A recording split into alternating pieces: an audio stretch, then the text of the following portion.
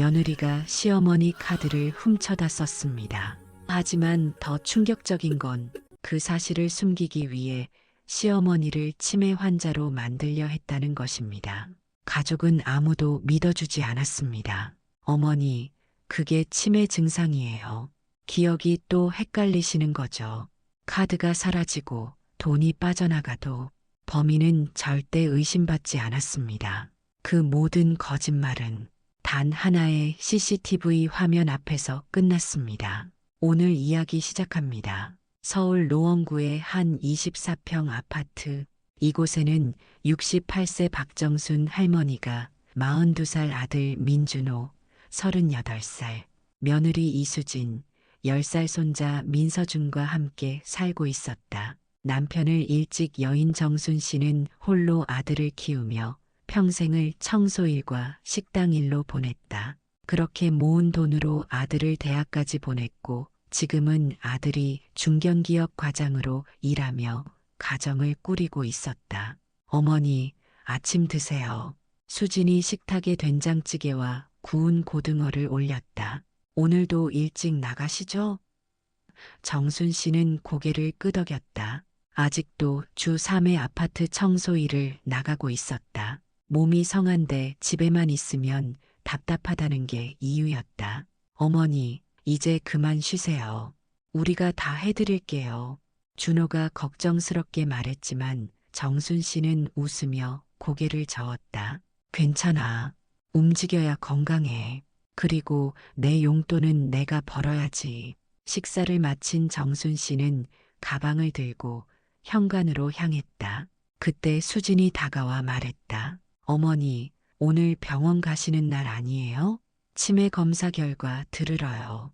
아, 맞다. 깜빡했네. 정순 씨는 이마를 쳤다. 한 달 전 며느리의 권유로 치매 조기 검진을 받았었다. 수지는 최근 시어머니가 자주 깜빡하는 모습을 보고 걱정된다며 병원 예약까지 해줬다. 제가 모시고 갈게요. 오전 11시 예약이에요. 수진의 목소리는 상냥했다. 정순 씨는 청소 일을 마치고 집으로 돌아와 간단히 샤워를 한 뒤 수진과 함께 동네 종합병원으로 향했다. 신경과 진료실에서 담당 의사는 검사 결과지를 보며 말했다.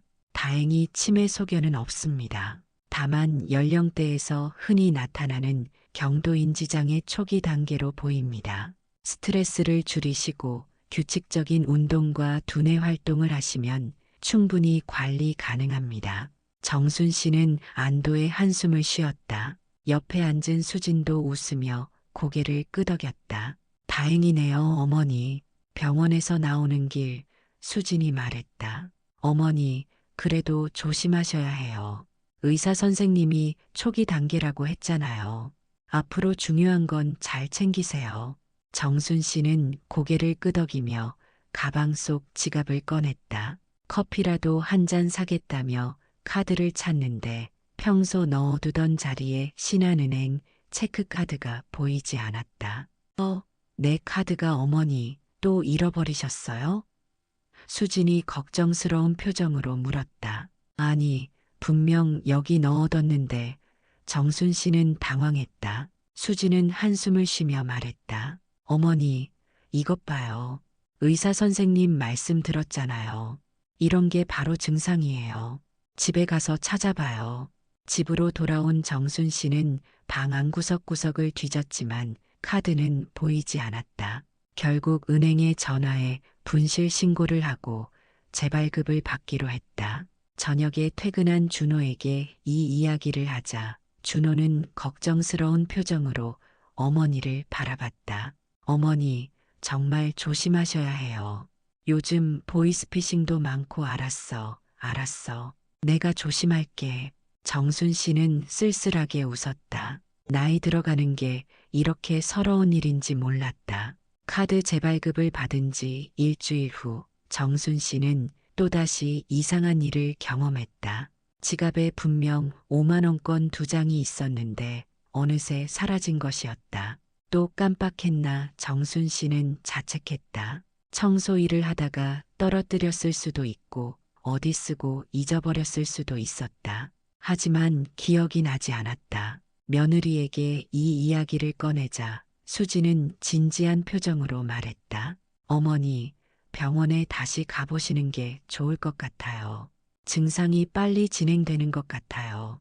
아니야, 괜찮아. 그냥 내가 정신없어서 그런 거야. 정순 씨는 손사래를 쳤다. 하지만 마음 한구석이 불안했다. 정말 내가 치매에 걸린 걸까? 그날 밤 정순 씨는 잠을 이루지 못했다. 새벽까지 천장만 바라보며 지난 일들을 떠올렸다. 분명 카드는 지갑에 넣어뒀고 돈도 확인했는데 하지만 아무리 생각해도 기억이 흐릿했다. 며칠 후 또다시 카드가 사라졌다. 이번에는 재발급받은 신한은행 체크카드였다. 정순 씨는 패닉에 빠졌다. 내가 정말 이상해지는 건가? 수진이 위로하듯 어깨를 감싸며 말했다. 어머니, 제가 병원 예약 다시 잡을게요. 이건 그냥 넘어갈 문제가 아니에요. 그날 저녁 가족회의가 열렸다. 준호는 심각한 표정으로 말했다. 어머니, 일단 중요한 건 제가 다 관리할게요. 카드도 통장도 제가 맡겠습니다. 아니다. 나는 아직 멀쩡해.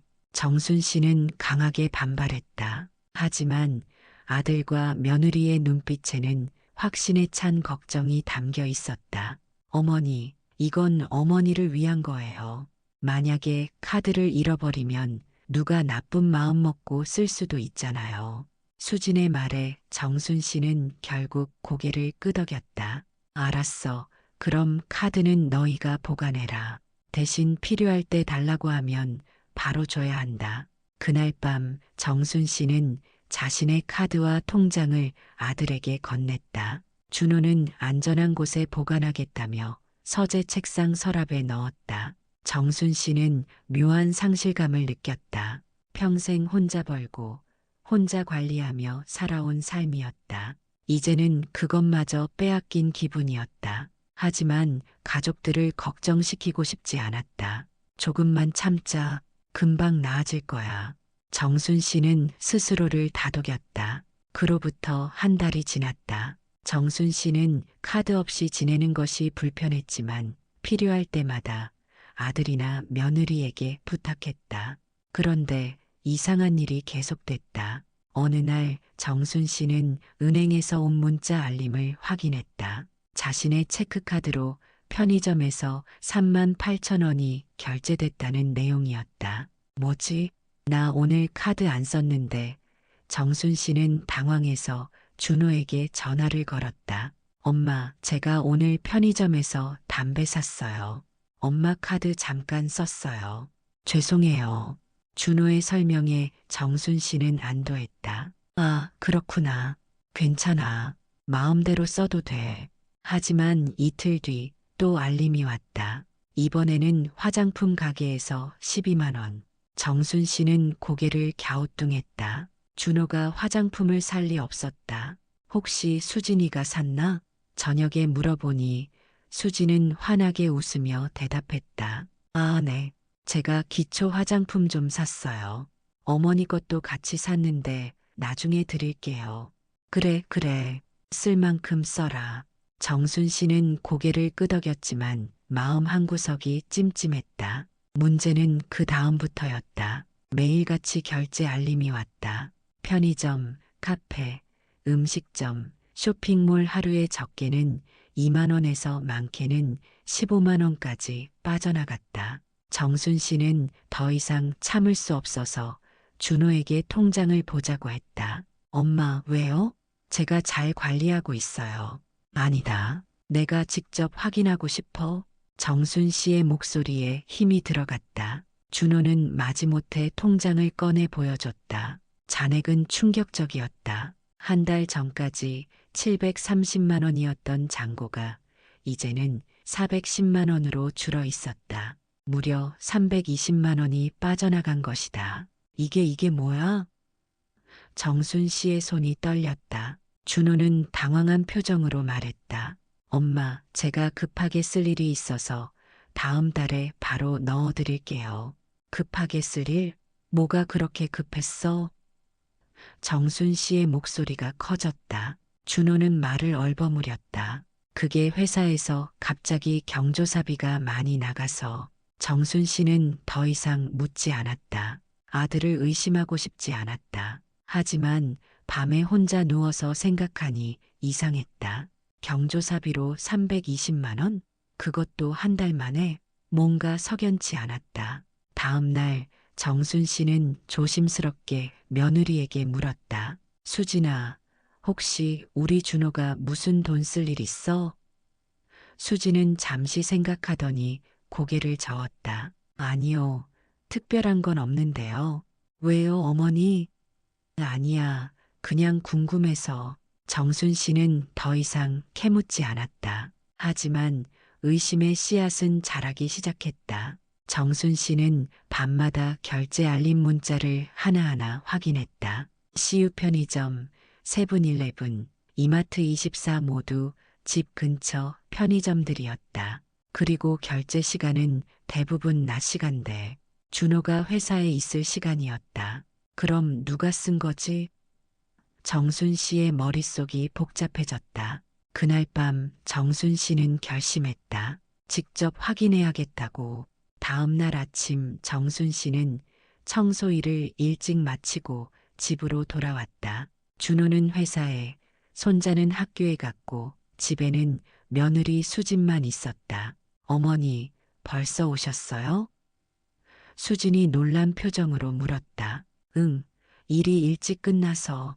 정순 씨는 방으로 들어가 문을 닫았다. 그리고 귀를 쫑긋 세웠다. 1시간쯤 지났을까? 현관문이 열리는 소리가 들렸다.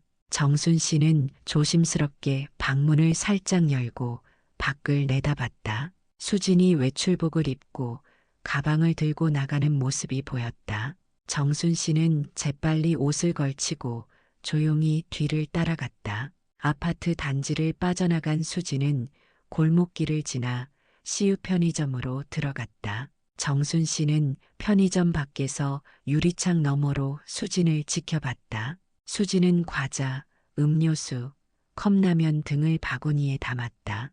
그리고 계산대로 가서 지갑에서 카드를 꺼냈다. 정순 씨는 눈을 의심했다. 그 카드는 분명 자신의 신한은행 체크카드였다. 파란색 바탕에 하얀 글씨, 틀림없었다. 수지는 태연하게 카드를 긁고 물건을 들고 나왔다. 정순 씨는 재빨리 건물 모퉁이에 몸을 숨겼다. 심장이 터질 것 같았다. 내 카드를 며느리가? 정순 씨는 손이 떨렸다. 하지만 아직 확신할 수 없었다.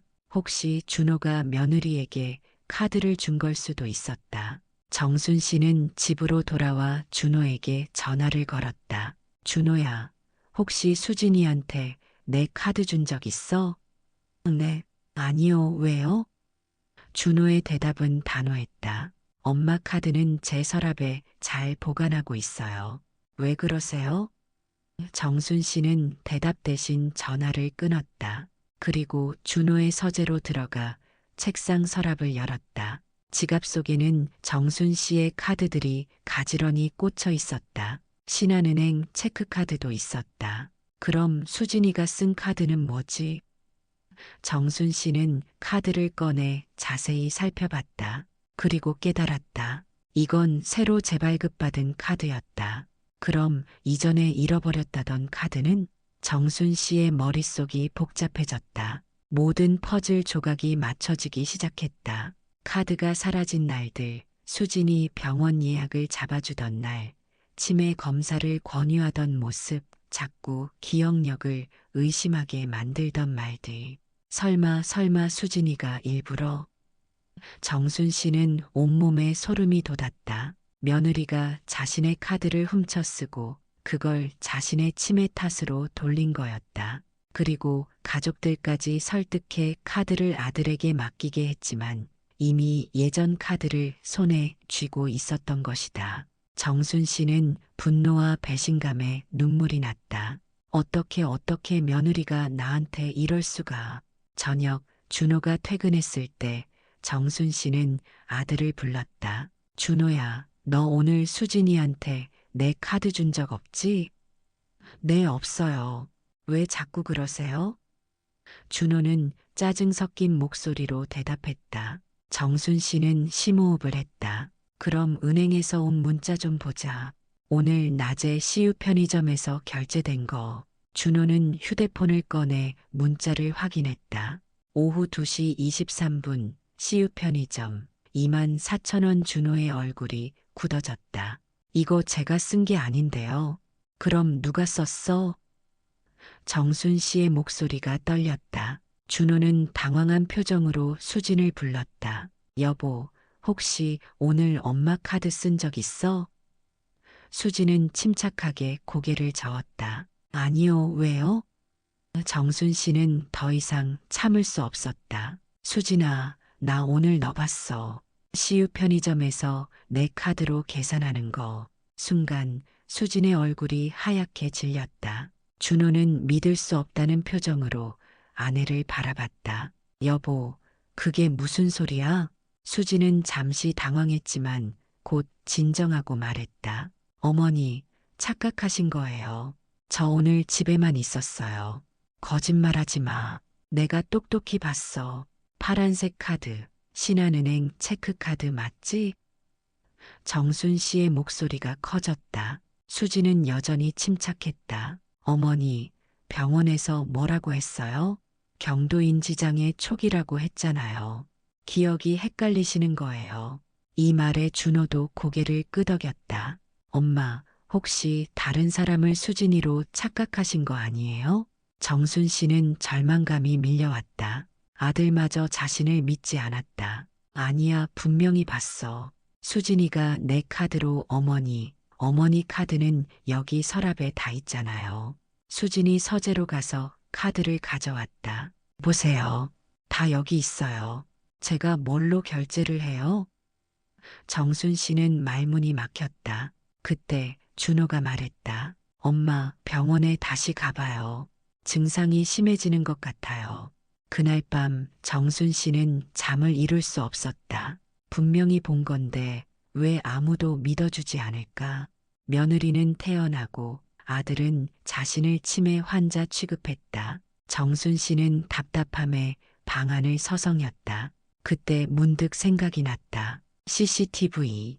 편의점에는 분명 CCTV가 있었다. 다음 날 아침 정순 씨는 일찍 집을 나섰다. 그리고 어제 수진이 갔던 CU 편의점으로 향했다. 사장님, 혹시 어제 오후 2시쯤 CCTV 영상 좀 볼 수 있을까요?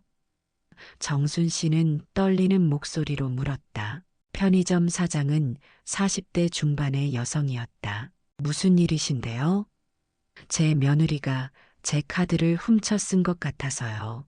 확인 좀 하고 싶습니다. 사장은 잠시 망설이다가 고개를 끄덕였다. 알겠습니다. 잠시만 기다리세요. 사장은 카운터 뒤 모니터를 켰다. 그리고 어제 오후 2시 영상을 재생했다. 화면에는 수진이 편의점에 들어와 물건을 고르는 모습이 또렷하게 담겨 있었다. 그리고 계산대에서 카드를 꺼내는 장면도 선명했다. 파란색 신한은행 카드. 이거예요. 정순 씨는 눈물이 났다. 혹시 이 영상 저장할 수 있을까요? 네, USB 가져오시면 복사해 드릴게요. 정순 씨는 급히 근처 문방구에서 USB를 사서 돌아왔다. 편의점 사장은 영상을 USB에 담아주며 말했다.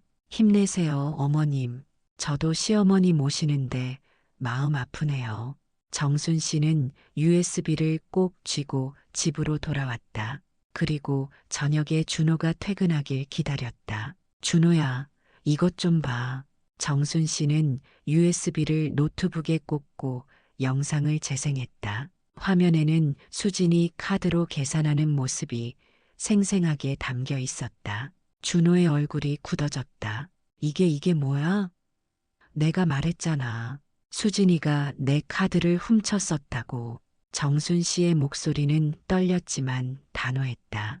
준호는 믿을 수 없다는 표정으로 화면을 계속 돌려봤다. 수진이 카드를 꺼내는 장면, 계산하는 장면, 물건을 들고 나가는 장면까지 모두 선명했다. 여보 나와봐.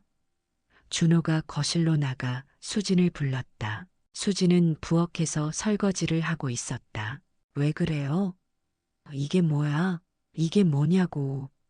준호는 노트북을 들고 수진 앞에 섰다. 수진은 화면을 보자마자 얼굴이 하얗게 변했다. 여보, 그게 뭐야? 왜 우리 엄마 카드를 내가 쓰고 있어? 준호의 목소리가 떨렸다. 분노와 배신감이 뒤섞인 목소리였다. 수지는 한참을 말없이 서 있다가 결국 주저앉으며 울기 시작했다. 미안해요, 미안해요, 미안하긴 뭘 미안해. 도대체 왜 그런 짓을 한 거야? 돈이 필요하면 나한테 말을 하지. 왜 엄마 카드를? 준호는 목소리를 높였다. 정순 씨는 거실 소파에 조용히 앉아 며느리를 바라봤다. 수지는 얼굴을 감싸쥐고 계속 울었다. 사실은 제가 빚이 있어요. 빚? 준호는 눈을 크게 떴다. 무슨 빚? 카드 대금이요. 작년부터 쇼핑을 너무 많이 했어요. 명품 가방, 화장품, 옷 그렇게 하다 보니 카드값이 500만 원이 넘어버렸어요.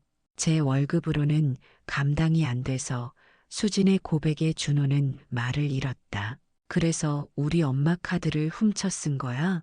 그것도 모자라서 엄마를 치매 환자로 만들려고 한 거야? 준호의 목소리는 차갑게 식어 있었다. 수지는 고개를 들지 못했다. 처음에는 한두 번만 쓰려고 했어요. 그런데 자꾸 카드값 청구서가 오고 감당이 안 되니까. 그래서 어머니가 카드를 잃어버렸다고 하면 제가 그 카드를 계속 쓸 수 있을 것 같았어요.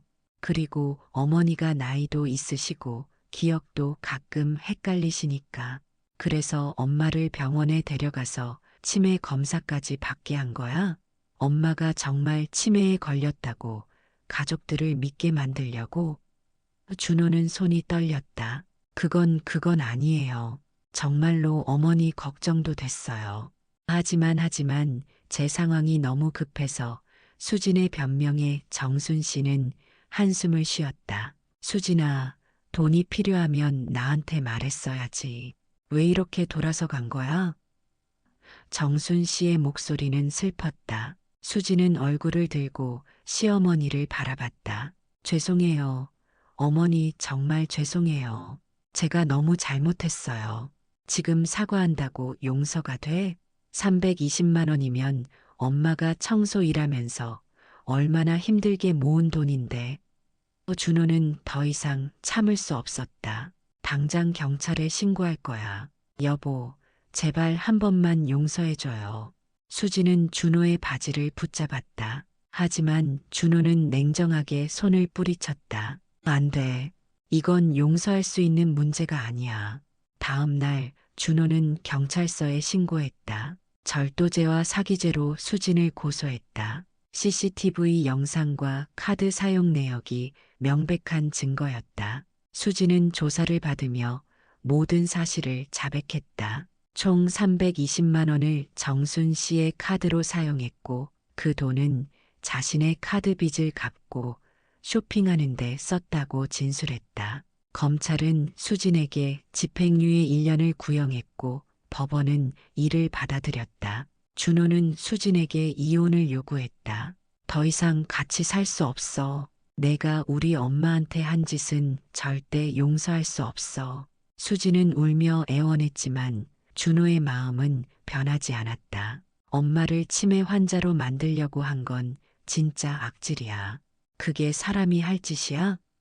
결국 두 사람은 이혼 조정에 들어갔고 석 달 후 정식으로 이혼했다. 아들의 양육권은 준호가 가졌다. 정순 씨는 복잡한 심경이었다. 며느리의 배신은 충격이었지만 아들의 가정이 깨진 것도 마음 아팠다. 준호야, 괜찮겠니? 엄마 괜찮아요. 오히려 이제야 제대로 된 선택을 한 것 같아요. 엄마한테 그런 짓을 한 사람이랑 어떻게 같이 살아요? 준호는 담담하게 말했다. 정순 씨는 아들의 손을 꼭 잡았다. 고생 많았다. 엄마가 너무 미안하구나. 이혼 후 준호는 아들 서준이와 함께 정순 씨와 더 가까워졌다. 세 식구는 작지만 따뜻한 가정을 이뤘다. 정순 씨는 여전히 청소 일을 하며 활기찬 노년을 보냈다. 그리고 은행 카드와 통장은 다시 스스로 관리하기 시작했다. 아들도 이제는 어머니를 믿었다. 엄마, 저 때문에 얼마나 힘드셨어요. 정말 죄송해요. 아니야, 준호야. 다 지나간 일이야. 이제 우리 셋이 잘 살면 되는 거야. 수지는 이혼 후 친정으로 돌아갔다. 그리고 자신의 잘못을 뉘우치며 조용히 살고 있다고 들었다. 정순 씨는 가끔 수진을 생각했다. 미운 감정보다는 안타까움이 더 컸다. 돈이 필요하면 진작 말을 했으면 도와줬을 텐데 하지만 이미 엎질러진 물이었다. 정순 씨는 더 이상 과거에 얽매이지 않기로 했다. 대신 손자 서준이와 보내는 시간에 집중했다. 할머니, 오늘 학교에서 칭찬받았어. 그래, 우리 서준이 대견하네. 정순 씨는 환하게 웃었다. 어느 날 정순 씨는 동네 경로당에서 친구들에게 자신의 이야기를 들려줬다. 아이고, 그런 일이 있었어? 며느리가 시어머니 카드를 훔쳐? 그러게 말이야.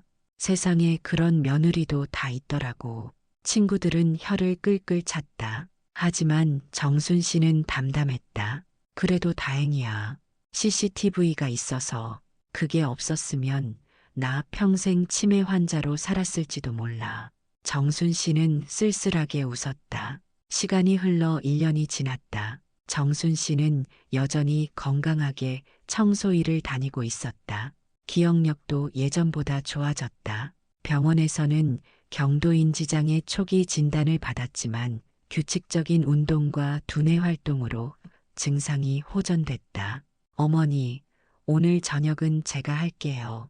준호가 주방으로 들어가며 말했다. 정순 씨는 거실 소파에 앉아 손자와 함께 텔레비전을 봤다. 할머니, 나중에 나도 할머니처럼 강한 사람이 될래. 서준이의 말에 정순 씨는 웃으며 손자의 머리를 쓰다듬었다. 서준아, 할머니는 강한 게 아니야. 그냥 포기하지 않은 거지. 포기하지 않으면 강한 거 아니에요? 서준이의 질문에 정순 씨는 잠시 생각에 잠겼다. 그럴 수도 있겠네. 그래, 할머니가 강한 걸로 하자.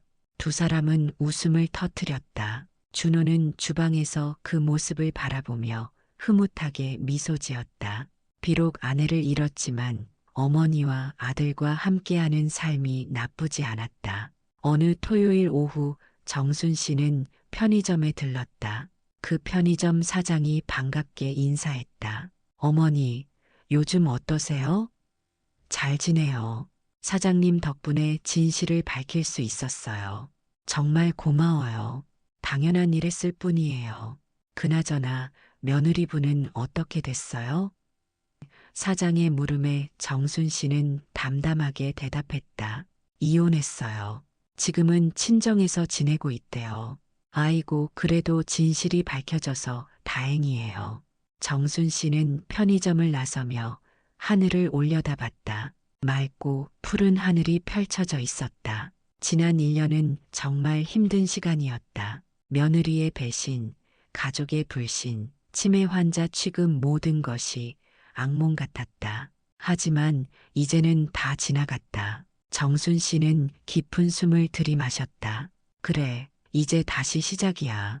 집으로 돌아가는 길, 정순 씨는 가벼운 발걸음을 옮겼다. 그날 밤 정순 씨는 일기장을 펼쳤다. 오랜만에 쓰는 일기였다. 오늘은 참 좋은 날이었다. 손자 서준이가 학교에서 상을 받았고 준호는 저녁을 맛있게 해줬다. 나는 여전히 건강하고 일도 할 수 있다.